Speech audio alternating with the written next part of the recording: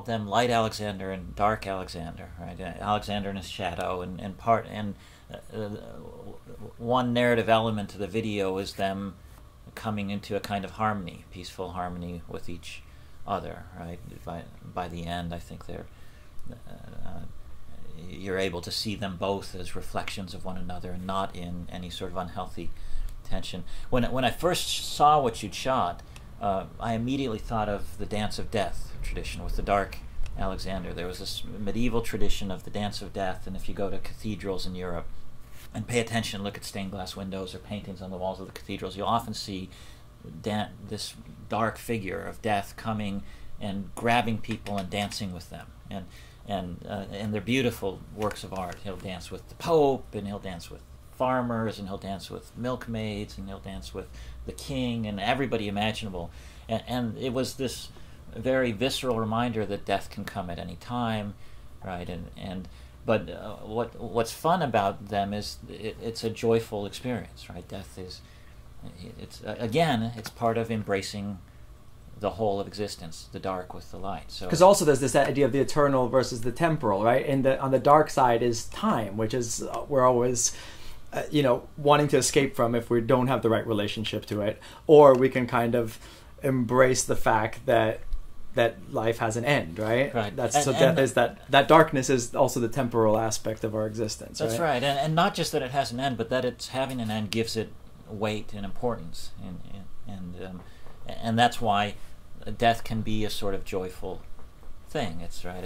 Can be light and happy. And so when I see Dark Alexander dancing along the graveyards, all I can think of is this Dance of Death tradition, which reminds us to take our life seriously because it's going to end. But that's not an unadulterated bad thing.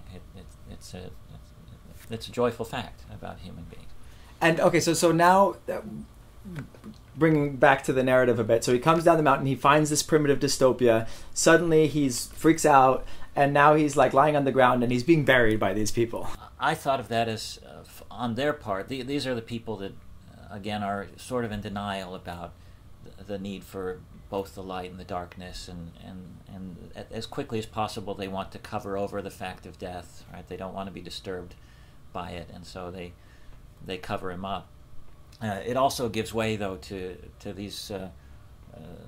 It's a sort of resurrection scene and a washing scene. So what we want by the end of the film, and what the message of the lyrics is really teaching us, is how to no longer deny our human mortal existence, how to embrace it despite all the suffering and despite all the ugliness and despite the fact of death, and so he dies to the world, but then is reborn and washed clean and able to embrace the world, embrace the beauty of the world. And where does love enter into this? Because obviously he has his beloved, Rome, who stars in the video. She comes and unburies his face, and then he dives into this water, and all of a sudden the world looks beautiful again, and finds her under the water, and they swim together. What's going on there? Well, it's a message about the power of love, and love is connecting us and attaching us to each other, and through our relationships of human love, our ability to love the world around us. And love is one way maybe of reconciling these two like disparate aspects of our nature, right? I think it's the only way. The only way. Only love, right? At the end of the song, he's So let's elucidate that a little more. How does love help bring these? So there's these two disparate natures of human beings that we keep talking about. There's this eternal, light, spiritual, intellectual side, and then there's this base, earthly, dark, mortal side. How does love come in and bring these two aspects together in a kind of peaceful harmony? Well, we all know this. Love is the experience where that fully engages both your mind and your body, both your intellect and your passions, and brings them into harmony so that they're not fighting with each other and conflicting with each other. So if you have a genuine loving relationship with someone,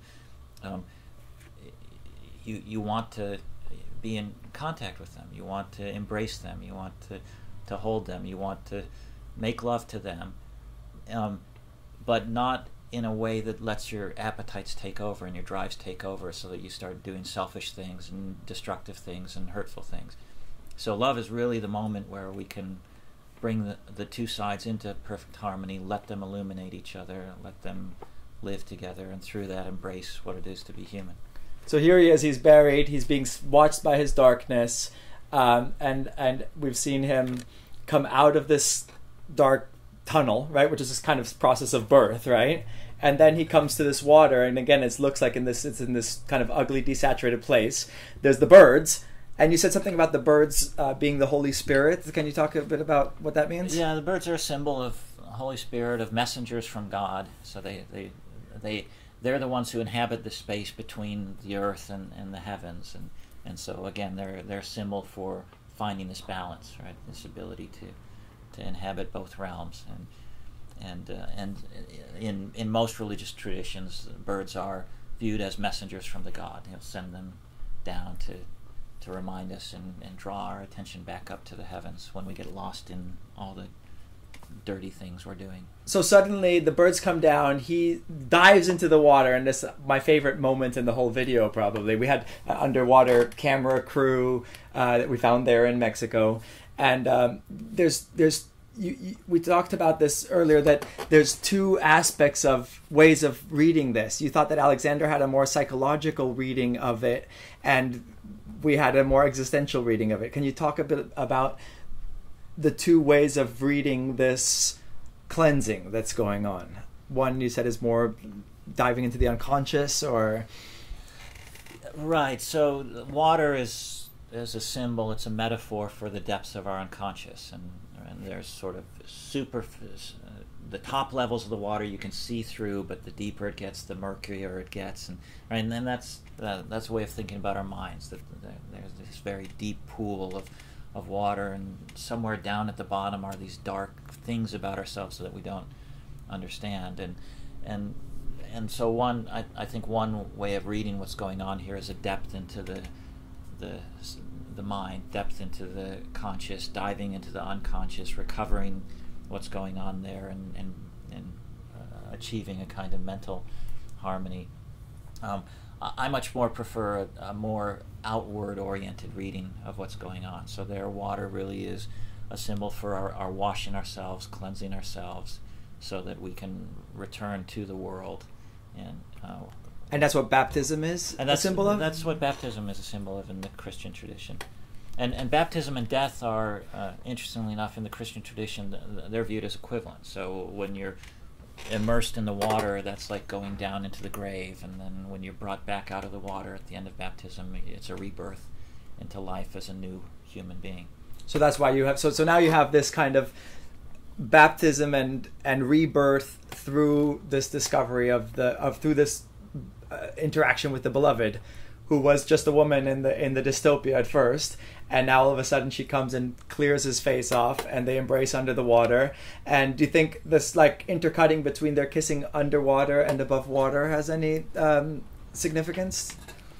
Well, for me, it's the marrying of these two symbols. So rebirth into the world through love is a cleansing process in the way that baptism is meant to be, washing you clean of all your all the hurtful and hateful desires and appetites, and then being brought into a kind of paradise on earth.